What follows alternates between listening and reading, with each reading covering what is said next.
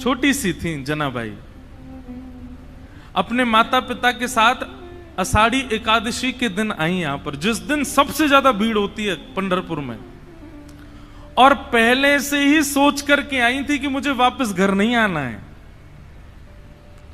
तो पंढरपुर में जब आई तो यहां पर वारियां आई हुई थी, सब नाच रहे हैं, गा रहे हैं, विठल विठल विठला, माजा पांडुरंग विठला, जय जय राम कृष्ण हरि। पंढरपुर में आते ही नेत्र सजल हो गए। जनाबाई छोटी सी हैं, अभी 7-8 वर्ष की आयु है। जनाबाई आई और यहां भीड़ में अपने माता पिता की उंगली पकड़ करके घूम रही थी, और वारी में जब आगे पीछे लोगों के धक्का मुक्की हुई तो माता पिता का हाथ छूटा नहीं, छोड़ दिया, जानबूझ करके खो गई बड़ी भीड़ में। बालक तो खो करके रोते हैं, जनाबाई नाच रही थी कि हाँ अब अच्छा हुआ, अब मैं अकेली हूं, अब मैं यहीं खो जाऊंगी, माता पिता को मिलूंगी नहीं, और सदा के लिए अपने विठोबा के पास रहूंगी, अपने विठल के पास रहूंगी। माता पिता ने ढूंढने का प्रयास किया, लेकिन जनाबाई मिली नहीं। जनाबाई प्रसन्न हैं, क्योंकि उनका परिवार तो श्री पंढरपुरी है ना। माता पिता बिछुड़ गए, मेला में छूट गए पीछे, लेकिन जनाबाई इस बात से दुखी नहीं है। बोले क्यों? बोले मेरे माता पिता तो विठल रखुमाई है, मेरी बहन तो चंद्रभागा है। ये सब संत महापुरुष जो उछल उछल करके राम कृष्ण हरि कीर्तन कर रहे हैं, ये सब मेरे भाई बंधु हैं, यही मेरा परिवार है, मैं अब इन्हीं के बीच में रहूंगी। जनाबाई बताओ, बिछुड़ने पर प्रसन्न हो रही है, खो गई है मेले में, चंद्रभागा नदी के तट पर बैठी हैं। लेकिन 1 दिन 2 दिन 3 दिन 4 दिन बीत गए। बहुत भीड़ होने के कारण जनाबाई को ठाकुर जी का दर्शन नहीं हुआ। चंद्रभागा के तट पर जाकर के बैठी हैं और जाकर के अपने हृदय पर हाथ रख के कह रही, अरे मेरे बिठोवा, अरे मेरे बिठू राय, कब मिलोगे? तुम्हारे लिए सब छोड़ करके आ गई मैं। मीराबाई का भाव है ना, भाई छोड़या बंधु छोड़या, छोड़या जग सोए, साधुअन संग बैठ बैठ, साधुअन संग बैठ बैठ, लोक लाज खोई रे, मेरे तो गिरधर गोपाल दूसरो न कोई, दूसरो न कोई। सब छोड़ दिया मैंने विठोबा आपके लिए, और आप हो भीतर बैठे हो बस ऐसे कमर पे हाथ धर के, मुझे दर्शन ही नहीं दे रहे हो। तो जनाबाई बैठी हैं और चंद्रभागा जी के तट पर बैठी बैठी रुदन कर रही हैं कि हे विठोबा कब मिलोगे, हे विठुराय कब मिलोगे। तभी उनके रुदन के स्वर को एक महापुरुष ने सुना, श्री नामदेव जी के पिताजी। उन्होंने जब सुना तो कहा, लाली हम तुझे दर्शन कराएंगे, जब तक चल हमारे घर ही चल, वहां रह के कुछ खान पान करना, भोजन इत्यादि कर लेना, अच्छा सुख मिलेगा। जनाबाई उनके साथ चली गई घर। वहां पर नामदेव जी महाराज और बड़े बड़े कीर्तनकार कीर्तन कर रहे थे। कीर्तन में बढ़िया मृदंग बज रही है, कांसे बज रहे हैं, बालक सब वारकरी बालक जैसे कीर्तन करते हैं। नामदेव जी का कीर्तन चल रहा था, तो कीर्तन की ध्वनि पंडरीनाथ भगवान को सुनाई देने लगी। तो पंडरीनाथ भगवान रुक्मणी जी से बोले सुनो मेरा मन नहीं लग रहा अब यहां पर। रुक्मणी जी बोली क्या करना है? बोले मैं जा रहा हूं कीर्तन में। बोले इतने लोग जो दर्शन के लिए आ रहे हैं ये? बोले अब इनको आप संभाल लो, लेकिन मुझे बहुत जोर से मन कर रहा है कीर्तन में जाने का, मुझसे रुका ही नहीं जा रहा, मैं जा रहा हूं नामदेव जी के कीर्तन में। रुक्मणी जी बोली आप जाइए, मुझे उसकी कोई परवाह नहीं, उसके लिए मना नहीं, लेकिन आप एक चीज देखिए, नामदेव जी नेत्र बंद करके गा रहे होंगे, वैष्णव उछल उछल करके नृत्य कर रहे होंगे, आप जैसे ही जाओगे पूरी जनता आपके पीछे पड़ जाएगी, कीर्तन में भंग हो जाएगा, आप जाकर के वहां कीर्तन में विक्षेप डाल दोगे। तो एक बार पंडरीनाथ जी रुक गए, बोले अच्छा हाँ सही कह रहे हो, फिर तो नहीं जाऊंगा मैं। लेकिन जैसे ही नामदेव जी के ऊंचे ऊंचे स्वर सुनाई दें, विठ्ठल भगवान खड़े खड़े के मुझसे रुका ही नहीं जा रहा, अब जो होगा देख लूंगा, मैं कोने में खड़ा हो जाऊंगा लेकिन मुझको जाने दो। रुक्मणी जी बोली जाओ। पंडरीनाथ भगवान पीतांबरी पहने, गले में सुंदर माला है और ये मुकुट धारण किए, मत्स्याकृत मछली के आकार के कुंडल, और दौड़ रहे हैं नामदेव जी के कीर्तन की ओर। असंख्य भीड़ लगी है। ठाकुर जी ने सोचा कहीं विघ्न ना आ जाए, तो बाहर खड़े हो गए और जहां से केवल नामदेव जी की झलक दिख रही है, कीर्तन हो रहा है, सब नाच रहे हैं, वहीं से ठाकुर जी देख रहे हैं और देख करके वहीं झूम रहे हैं। इतना आनंद ठाकुर जी को आ रहा है। लेकिन झूमते झूमते झूमते झूमते ठाकुर जी को सुध बुध नहीं रही और ठाकुर जी तो कोने से भीड़ में आ गए। अब जैसे ही ठाकुर जी आए, लोगों को कस्तूरी की सुगंधी आने लगी, बढ़िया। पीछे मुड़ मुड़ करके देखें, साक्षात पंडरीनाथ भगवान खड़े हैं। अब तो महाराज नाचना गाना सब भूल गए, सब मार्ग देने लगे और ठाकुर जी नाचते नाचते भीतर प्रवेश कर रहे हैं। नाचते नाचते ये स्थिति हो गई, इतनी भीड़, कोई पांव छू रहा है, कोई हाथ छू रहा है, लेकिन ठाकुर जी नृत्य नहीं छोड़ रहे हैं, उछल उछल करके नाच रहे हैं। नामदेव जी के जब नेत्र खुले और सामने ठाकुर जी को देखा, नेत्र सजल हो गए। जय हो। कभी कभी संशय होता है नाथ, हम आपके भक्त हैं कि आप हमारे भक्त हो। अरे इतना उतावलापन, इतनी उत्सुकता तो किसी भक्त में नहीं होती। वो अपने वस्त्र का भान तो रखता है, आप तो कीर्तन में वस्त्रों का भी भान नहीं रखते नाथ। ऐसे हमारे श्री पंडरीनाथ पर बड़े दयालु ठाकुर जी। तो जनाबाई जैसे ही पहुंची नामदेव जी के घर, वहां नामदेव जी कीर्तन कर रहे थे, वैष्णव नाच रहे हैं, मृदंग लेकर के करताल बजा रहे हैं। तभी जनाबाई को क्या दिखा कि श्वेत श्वेत वस्त्र, श्वेत श्वेत टोपी पहने सब वारकरी, और इनके बीच में एक पीतांबरी पहने और गोल गोल गोल कोई घूम रहा है। जनाबाई 4 दिन से तो दर्शन हुए नहीं थे ठाकुर जी के। गौर से देखा तो महाराज, आहा,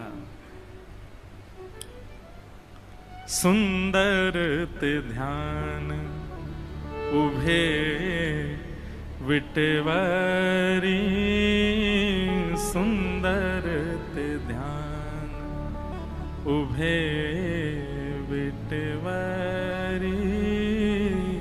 सुंदर ते। श्री तुकाराम जी कहते हैं, जिनका ध्यान इतना सुंदर है, विट्ठल पर जो वीट के ऊपर खड़े हैं, आहा।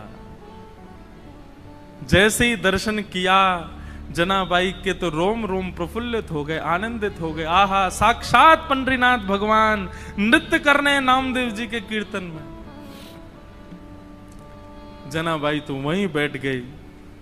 अब तो तुकाराम जी के नामदेव जी के पिताजी ने सबको बोला, ये लाली यहीं रहेगी हमारे घर पर और यहीं इसका खान पान, कोई इसको कुछ नहीं बोलेगा, ये जैसे चाहे वैसे रह सकती है। जनाबाई छोटी सी हैं, पूरे दिन केवल उनको एक ही प्रतीक्षा रहती थी, कब कीर्तन हो, कब विट्ठल आएंगे, मैं उनका दर्शन करूंगी। और किसी को दर्शन नहीं होते, जनाबाई को होते थे। नामदेव जी कीर्तन करते और जैसे ही विट्ठल आते जनाबाई उछलने लग जाती, अब विठोबा आ गए, विठोबा आ गए। सब जनाबाई को देखते, छोटी बालिका है ऐसा सोच करके अनसुना कर देते, लेकिन उनको तो प्रत्यक्ष दिखते थे ठाकुर जी। सब लोग दर्शन करने के लिए जाते थे। जनाबाई को कहते थे तुम चलो साथ में। जनाबाई कहती मुझे मंदिर जाने की जरूरत नहीं है। क्यों? बोले शाम को कीर्तन होता है ना, विट्ठल यहीं आते हैं, मैं यहीं देख लेती हूं उनको। ऐसे करते करते जनाबाई का प्रेम और एक जैसे मित्रता संबंध हो गया श्री ठाकुर जी के साथ में। पूरे दिन सेवा करती और सेवा करने के बाद शाम को बैठ करके ठाकुर जी का चिंतन करती, ठाकुर जी के लिए प्रसाद क्या बनाना है, क्या सिद्ध करना है, सब विचार करती जनाबाई।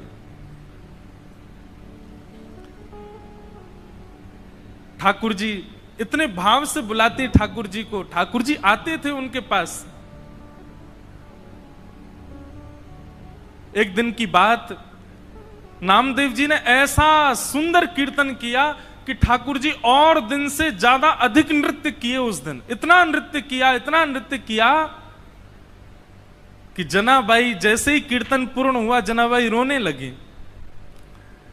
कोने में बैठे बैठी रो रही थी। सब लोग सोचने लगे क्या हो गया, पता नहीं छोटी सी बालिका रो रही है।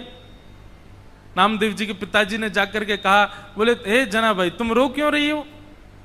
जनाबाई कहती हैं आज कीर्तन इतना सुंदर हुआ। बोले सुंदर कीर्तन में रोया जाता है? बोले नहीं, मैं इसलिए नहीं रो रही, आज कीर्तन इतना सुंदर हुआ कि पंडरीनाथ आए, विठोबा आए और इतना नृत्य किया, मुझे तो मन में पीड़ा हो रही है। वो पूरे दिन खड़े रहते हैं, इतना नृत्य करके गए, कहीं उनके पांव दर्द तो नहीं कर रहे होंगे, कोई उनके पांव दबा रहा होगा कि नहीं, मुझे तो उस बात की बड़ी पीड़ा होती है। आप नामदेव जी से कह देना वो इतना ज्यादा अच्छा कीर्तन ना किया करें, सामान्य कीर्तन किया करें। वो अच्छा कीर्तन करते हैं तो श्री ठाकुर जी उसमें बहुत नाचते हैं, उनको कहीं पीड़ा ना होती हो चरणों में। जनाबाई मन में सोच रही है मेरे पास विठोबा होते, मेरे पास विठ्ठल होते, घी लेकर के आती, चरणों में मालिश करती, अपने हाथ से चरण दबा देती, मेरा विठोबा बहुत कष्ट में आ गए होंगे आज तो। और यही बोलती जा रही है। अब सब तो वहां से उठ करके सोने चले गए, लेकिन वो यही चिंतन कर रही हैं आज विठ्ठल के पांव में दर्द हो रहा है, आज मेरे पंडरीनाथ के चरणों में दर्द हो रहा होगा। ये भाव मन में सोच ही रही थी कि इतने में ही पीताम्बरी पहने, कटी पर हाथ धरे, सुंदर सांवल वर्ण ठाकुर जी का श्री पंडरीनाथ भगवान वहीं प्रकट हो गए। और प्रकट होकर के जनाबाई के सामने बैठ करके पांव आगे पसार दिए। बोले रो क्यों रही हो? तो फिर दबाओ हमारे चरण। आपको अगर लग रहा है कि हमारे पैरों में पीड़ा हो रही है तो दबाओ ना। आहा, जनाबाई, छोटी सी जनाबाई अपने हाथों से ठाकुर जी के चरण दबा रहे हैं।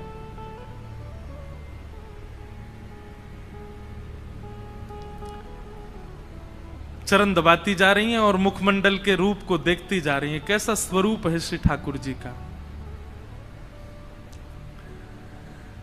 अब छोटी सी बालिका, और क्या कोई वेद मंत्र तो आते नहीं उनको, कोई शास्त्रों की बात तो आती नहीं, ठाकुर जी से पूछे। पैर दबाते दबाते जनाबाई पूछ रही है भोजन किया आपने? ठाकुर जी बोले हाँ किया। तो क्या पाया? बता दिया जो भी बनता मंदिर में, जो भी बनता ठाकुर जी बताए। बोले इसकी सब्जी बनी थी, जे चावल बने थे, रोटी बनी थी और पूरन पोली बनी थी। ठाकुर जी ने बताया, बोले पूरन पोली बनी, ये सब्जी बनी, चावल बने, ये सब पाया मैंने। जनाबाई पैर दबाती दबाती, अच्छा कल क्या पाया था? ठाकुर जी बोले यही पाया था। बोले जो आज पाया वही कल पाया? बोले हाँ यही पाया था। अच्छा तो परसों क्या पाया? ठाकुर जी बोले परसों भी यही पाया था। और 4 दिन पहले क्या पाया था? ठाकुर जी बोले यही बनता है, ये लोग मुझको यही देते हैं और कुछ नहीं देते, इनका फिक्स है, ये वही बनाते हैं वही खिलाते हैं मेरे को। इनका मंदिरों में नियम थोड़ी बदलता है, जो सब्जी है, जो दाल है, जो वही बनता है, रोज वही खिलाते ठाकुर जी को। जनाबाई बोली आप रोज रोज एक ही भाव खाते हो, मन नहीं भरता आपका? ठाकुर जी बोले भरता तो है, पर ठीक है कोई बात नहीं, भाव से बनाते हैं तो पाता हूं। जनाबाई बोली मैं कुछ नया बना के पवाऊं तो? ठाकुर जी बोले तुम बनाओगी? बोले अभी बना के लाऊं, आप बस बैठो मैं लेके आती हूं। नए नए पकवान बनाए, नई नई सामग्री बनाई और सामग्री बना के थाल में सजा। आधी रात सब सोए हैं पंढरपुर में, ठाकुर जी बैठे हैं, ठंडी ठंडी हवा चल रही है और जनाबाई ने लाके थाली सामने रख दी। ठाकुर जी को कहा पाओ। ठाकुर जी पा रहे हैं प्रेम से, वो बड़ा सिर हिला हिला करके, चटकारे मार मार करके पा रहे हैं। बोले आहा आज तो नया नया भोजन मिला है। हाँ जनाबाई तेने तो आज आनंद कर दिया, इतना सुंदर भोजन बनाया। बीच बीच में ठाकुर जी इतनी जल्दी खाते हैं कि अपने वस्त्रों पर गिरा देते हैं। तो जनाबाई कहती है, अरे आराम से खाओ, कहाँ जाना है? बोले तुमको क्या पता, अभी 3:30 बजे मंगला आरती होनी है, मुझे पहुंचना है अभी वहां पर। ठाकुर जी प्रेम से पा रहे हैं। बीच बीच में जनाबाई का इच्छा होती है, मन होती है कि मैं खिला दूं एक ग्रास, लेकिन अभी भय लग रहा है मन में कि कहीं मैंने कहीं हाथ बढ़ा दिया तो कहीं ठाकुर जी नाराज तो नहीं हो जाएंगे। ठाकुर जी ने प्रसाद पाया, बोले जनाबाई कल फिर आऊंगा, बढ़िया बना के रखना कुछ अच्छा, फिर पाऊंगा कल, अभी जाता हूं, हाँ मंगला की समय हो गई। ठाकुर जी दौड़े आए, सीधे महाराज घंटे घड़ियाल बजने लगे और मंगला आरती शुरू। 3:30-4 बजे से ही ठाकुर जी का अभिषेक होने लगा। 1 दिन 2 दिन 3 दिन 4 दिन 5 दिन बीत गए। रोज ठाकुर जी रात में चले जाते हैं और प्रसाद पाके आते हैं। रुक्मणी जी आई एक दिन मंदिर में और यहां बस शयन की तैयारी हो रही थी। रुक्मणी जी आकर के बोली, वो भी ऐसी खड़ी हैं, ऐसी बोली होंगी, कहां जाते हो आप रात को? ये इतनी रात को कहां जाते हो आप? सही सही बताना। ठाकुर जी बोले, गोपालपुर जाता हूं, वहां पर एक मेरी भक्त है जनाबाई, ये मंदिर में तो रोज एक सा ही बना देते हैं, वहां पे बड़ा नया नया बनाती है, वो खाने में बहुत सुख मिलता है, वहां जाता हूं भोजन करने। रुक्मणी जी बोली, अच्छा इतना अच्छा भोजन बनता है कि रोज जाते हो? बोला हाँ, वो बड़े भाव से बनाती है। रुक्मणी जी बोली, हमको भी ले चलो, हमको भी खिला लाओ। ठाकुर जी बोले, लेके चलूंगा लेकिन खिलाऊंगा नहीं, खाऊंगा तो अकेला मैं। वो छोटी सी है, छोटे छोटे उसके हाथ हैं, वो छोटे छोटे हाथ से थोड़ी सी दाल बनाती है, थोड़ी सी सब्जी बनाती है, एक ही पूरन पूली बना पाती है बेचारी। और तुम चलोगी, तुम्हारा भी पेट मेरा भी पेट, उसको बहुत श्रम हो जाएगा, उसको इतना नहीं बनवाना भोजन। चलो साथ में, लेकिन दूर खड़ी रहना, देखती रहना, और बीच में भी मत आना, वो सहजता उसकी खत्म हो जाएगी, वो तुमको देख के फिर बनावटी बात करेगी। रुक्मणी जी बोली, ले चलो, कुछ खिलाना नहीं, नहीं आऊंगी बीच में, लेकिन ले तो चलो, मैं भी तो देखूं ऐसा क्या, ऐसा उसका क्या भाग्य कि पंडरीनाथ रात में जाते हैं। रुक्मणी जी गई हैं, दूर खड़ी देख रही हैं, जनाबाई थाल लेकर के आई है, ठाकुर जी प्रेम से पा रहे हैं। ठाकुर जी पाते, आज ही जनाबाई के मन में आया, बोले आज तो मैं अपने हाथ से खिला के मानूंगी, रोज तो ये मैं डर के मारे नहीं खिला पाती। ठाकुर जी जिम रहे थे बढ़िया प्रेम से, और चटकारे अपनी उंगलियां चाट चाट करके, बढ़िया, आहा बहुत अच्छा बना है। दूर खड़ी रुक्मणी जी के नेत्र सजल हो रहे हैं, ये सौभाग्य तो मुझे भी नहीं मिला कभी, जैसा सौभाग्य जनाबाई को दे रहे हैं। बीच में जनाबाई के मन में भाव आया, आज तो मुझे खिलाना ही है। तभी एक सामग्री उठाकर जनाबाई कहती, बिठोबा ये तो पाओ, और ऐसे खाने में तल्लीन थे ठाकुर जी। ठाकुर जी ने भी विचार नहीं किया, ठाकुर जी ने भी मुख खोल दिया, हाँ खिलाओ। और जनाबाई ने जैसे ही अपना मुख अपने हस्त कमल से सामग्री ठाकुर जी के मुख में दी है, जनाबाई का हाथ वहीं रुक गया, ठाकुर जी का मुख वहीं रुक गया, दोनों के नेत्र सजल। और दूर खड़ी रुक्मणी जी भी कह रही हैं, धन्य है जनाबाई, धन्य है, इनका सौभाग्य देखो, ठाकुर जी साक्षात इनके हाथों से पा रहे हैं। रुक्मणी जी नतमस्तक हो गई, मन में विचार करने लगी कि मैं भी जनाबाई से मित्रता कर लूं, इनके बहाने मुझे भी ये सुख मिल जाया करेगा। जो सुख लक्ष्मी जी को भी नहीं है, वो जनाबाई को दे रहे हैं ठाकुर जी। ठाकुर जी नित्य जाते हैं, रात भर जनाबाई के पास रहते हैं। चक्की पीसती थी रात को, तो जनाबाई का नियम था कि जब वो चक्की पीसती थी ना, तो पीसते पीसते गाती थी, और वो स्वर इतना अच्छा लगता था ठाकुर जी को, इतना प्रिय लगता था कि ठाकुर जी आधी रात में मंदिर से भाग करके आते थे जनाबाई के पास। और ठाकुर जी बैठ करके सुनते थे, जनाबाई चक्की पीसती थी, जनाबाई गाती थी, और ठाकुर जी सुनते थे बैठ करके। रोज आते थे ठाकुर जी और रोज जनाबाई गाती थी और वहीं बैठ करके श्री ठाकुर जी सुनते थे। एक दिन ठाकुर जी गए और जनाबाई ऐसे चक्की पीस रही थी, तो ठाकुर जी बोले, ए जना, ये चक्की मत पीस। तो जनाबाई बोली, क्यों? ये घर घर घर आवाज करती है, तो तेरा स्वर जो है वो अच्छे से मुझे सुनाई नहीं देता, इसको नहीं पीसेगी, शांति रहेगी, तेरा स्वर स्वच्छंद सुनाई देगा मुझको। आप विचार करो ठाकुर जी को कितना प्रिय लगता है।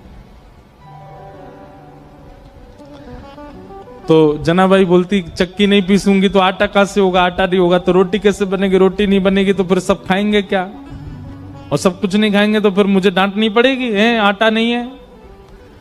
तुम तो बस सुनने आ जाते हो रोज रोज यहां पर, मुझे तो सुबह रोटी बनानी, नामदेव जी पूरा परिवार भोजन करेगा।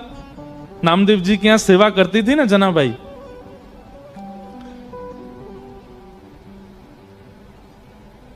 चक्की नहीं रोकती, पीसती रहती, गाती रहती। ठाकुर जी बोले, नहीं नहीं चक्की रोको, मुझे तुम्हारा स्वर सुनना है। तो जनाबाई बोलती, थोड़ा सा रह गया है, एक काम करो, अब मैं पीसूंगी तो धीरे धीरे चलेगा, तुम भी हाथ लगाओ थोड़ा सा। तो ठाकुर जी हाथ लगाते जनाबाई के साथ और साथ में बैठ करके दोनों पीसते, और पीसते पीसते जनाबाई गाती, ठाकुर जी को सुनाती। अब जब ठाकुर जी हाथ लगाते जनाबाई के साथ चक्की पिसवाते, तो ठाकुर जी इतने सारे गहने पहन के रहते हैं, वो गहने सब आगे पीछे जब ठाकुर जी हिलते तो गहनों की आवाज आती। जनाबाई बोलती, अब मेरी चक्की परेशान नहीं कर रही, तुम्हारे गहने परेशान कर रहे हैं। तो ठाकुर जी अपने सारे आभूषण उतार करके किनारे धर देते कि जनाबाई का स्वर मैं सुनता रहूं, इस स्वर के बीच में कोई और बाधा नहीं आवे। और ठाकुर जी अपने सारे आभूषण उतार करके किनारे में धरते और जनाबाई के साथ धीमे धीमे चक्की पिसाते और जनाबाई गाती। इसके बाद की लीला थोड़ी सी हृदय को थोड़ी पीड़ा तो देती है, पर है लीला। फिर ऐसा हुआ कि सुबह का समय हो गया, ठाकुर जी बैठे रहे पूरी रात। इतने में ही मंगल बाजे बजने लगे, घंटे घड़ियाल बजने लगे। पंडरीनाथ भगवान की मंगला आरती, उसको काकड़ा आरती बोलते हैं, काकड़ा आरती का समय हुआ। ठाकुर जी बोले, ए जना, मैं तो भूल ही गया। बोले, क्या हो गया? बोले, मंदिर में आरती होने वाली है। तो जनाबाई बोली, जल्दी जाओ, मंदिर जाओ। और जनाबाई थोड़ी भावुक हो गई। ठाकुर जी बोले, तू क्यों भावुक होती? बोले, पूरे दिन कल सोए नहीं, रात भर मैंने सोने दिया नहीं, अब फिर से दिन में जाके उठ जाओगे, ठंडे ठंडे पानी से सब तुमको नहलाएंगे, तुमको दूध से नहलाएंगे, बिल्कुल आराम नहीं करने दिया मैंने। ठाकुर जी बोले, तू भी तो नहीं करेगी तो मैं भी नहीं करूंगा। इतना सुख ठाकुर जी जनाबाई को। तो तुरंत ठाकुर जी जाने लगे तो जनाबाई से बोले, ए सुन, तू अपनी सॉल दे दे। क्यों? ऐसे जाऊंगा तो सब पहचान जाएंगे मुझको, वहां पुजारी पंडा सब भारी खड़े होंगे, थोड़ा ढक के जाऊंगा खुद को तो किसी को पता नहीं चलेगा। और जनाबाई की सॉल लपेट करके श्री पंडरीनाथ भगवान पहुंचे मंदिर। बाहर पंडा पुजारी खड़े थे, चुपचाप ठाकुर जी मुंह ढकढका के भीतर घुस गए। पंडाओं ने सोचा कोई होंगे, भीतर के सेवक होंगे। और भीतर जाकर के ठाकुर जी जैसे ही अपनी वेदी के ऊपर खड़े हुए ही थे, इतने में ही कपाट खुल गए, सॉल उतार ही नहीं पाए ठाकुर जी। और ऐसे जैसे खड़े भये, कपाट खुले, सब लोग जय जयकार करने लगे, पंडरीनाथ भगवान की जय, रुक्मणीनाथ भगवान की जय। वहीं दर्शनार्थियों में नामदेव जी खड़े थे। नामदेव जी ने जैसे ही ठाकुर जी को, नामदेव जी का नियम था रात्रि शयन के दर्शन करके जाते थे, फिर सुबह मंगला में आते थे। रात्रि शयन में ठाकुर जी इस सॉल में तो नहीं थे। और नामदेव जी के घर में ही सेवा करती है जनाबाई। और जनाबाई की सामग्री नामदेव जी को पता है वो क्या पहनती है। नामदेव जी तुरंत बोले, ये सॉल तो मैंने कहीं देखी है जो पंडरीनाथ पहने, रात में तो नहीं थी, ये सुबह कहां से आ गई? नामदेव जी बोले, कहां देखी कहां देखी कहां देखी? सोचते सोचते सोचते उनको याद आया, अरे ये तो हमारे घर में सेविका जना पहन के घूमती है, ये तो वही सॉल है।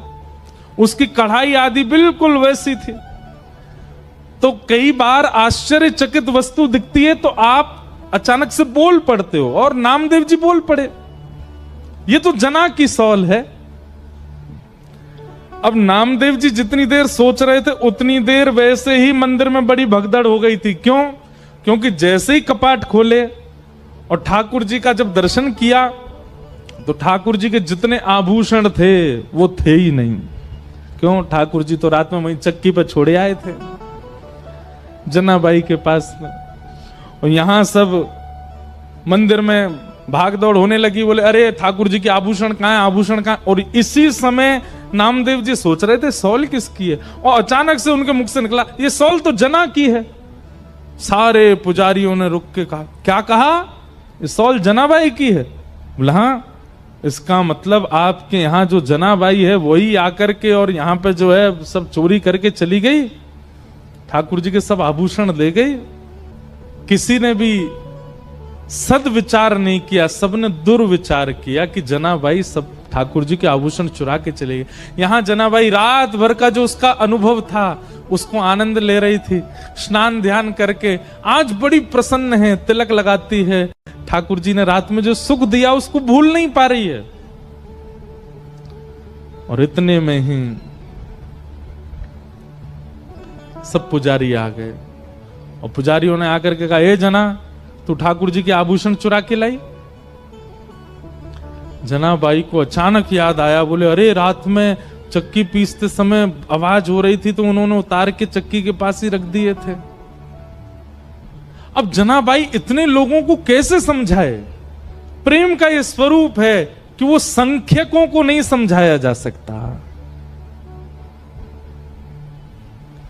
अब जनाबाई बोलती कि वो आए थे, पिसवा रहे थे, कौन सुनने को तैयार होता उस समय? पुजारियों ने कहा ऐसे नहीं बताई कि ढूंढो। अंदर जाकर के सब देखा तो चक्की के पास ही ठाकुर जी के आभूषण मिल गए। ठाकुर जी की लीला कैसी विचित्र है, कभी कभी तो गुस्सा आ जाता है ठाकुर जी पे, ऐसा क्यों करते हैं ठाकुर जी? खुद ही छोड़ के गए सारे आभूषण। सब पुजारियों ने जनाबाई को घेर लिया, बोले कि इसने हमारे ठाकुर जी के आभूषण चुराए हैं, इसको दंड मिलना चाहिए। जनाबाई नीची नजर करके नेत्रों से अश्रु गिर रहे हैं पर मन से बड़ी प्रसन्न है। वाह पांडुरंगा, बड़े नटखट हो, रात में लीला करते हो, सुख देते हो, प्रेम करते हो और फिर सुबह ऐसे सबके बीच में आरोप लगवा रहे हो। लेकिन भक्त का स्वभाव होता है तेरे फूलों से भी प्यार, तेरे कांटों से भी प्यार, तू जो भी देना चाहे दे दे मेरे करता, सब स्वीकार। और पंढरपुर में एक घनघोर बादल ने आकर के आक्रमण किया। सब लोगों ने निश्चित किया कि जनाबाई को सूली पर चढ़ा दो, इसने ठाकुर जी के आभूषण चुराए। लोगों को पता चले कि पंडरीनाथ भगवान की किसी भी वस्तु का हरण करने से क्या होता है। थोड़ा सा रोष किया जनाबाई ने। पंडरीनाथ के सामने जनाबाई कहती हैं, बोले कि नाथ मुझे सूली पर चढ़ने में दिक्कत नहीं, पर कल को आपके भगत बहुत डरेंगे। जैसे रात में मेरे घर आ गए थे, मैंने तो द्वार खोल के भीतर बुला लिया था, कल को किसी और के घर जाओगे तो कोई द्वार खोलेगा नहीं। आपका क्या पता कहीं कड़ूला छोड़ के चले जाओ, कहीं मुकुट छोड़ के चले जाओ, सुबह आरोप लगे तो। लेकिन जनाबाई क्रोध तो कर रही है लेकिन प्रेम में कर रही है, ठीक है पर मुझे स्वीकार है। किसी ने प्रश्न किया नामदेव जी ने क्यों नहीं रोका? क्योंकि नामदेव जी जान गए थे कि ठाकुर जी अब जना को संसार में नहीं देखना चाहते, उसको अपने नित्य निकुंज में बुलाना चाहते हैं, वो सदा उनके पास रहे, ठाकुर जी की वो इच्छा है। सब लोगों ने सूली बना दी और जनाबाई को उस पर चढ़ा दिया। लेकिन जैसे ही जनाबाई सूली के ऊपर गई, विठ्ठल को स्मरण करके नेत्र सजल हो गए। ये हो नहीं सकता है, ये ठाकुर जी होने नहीं देंगे। और इतने में ही लाखों लोगों के सामने देखते देखते जो सूली बनाई थी वो पिघल गई, पिघल करके अंतर ध्यान हो गई, कोई सूली नहीं थी। जनाबाई स्वच्छंद खड़ी थी, ठाकुर जी ने उसको पिघला दिया, एक मोम की तरह पूरी सूली पिघल गई। लेकिन जनाबाई अब वापस संसार में आने वाली नहीं थी, और खड़े खड़े जनाबाई ने वहीं अपने देह का त्याग कर दिया और श्री ठाकुर जी की नित्य लीला में प्रवेश करेंगे।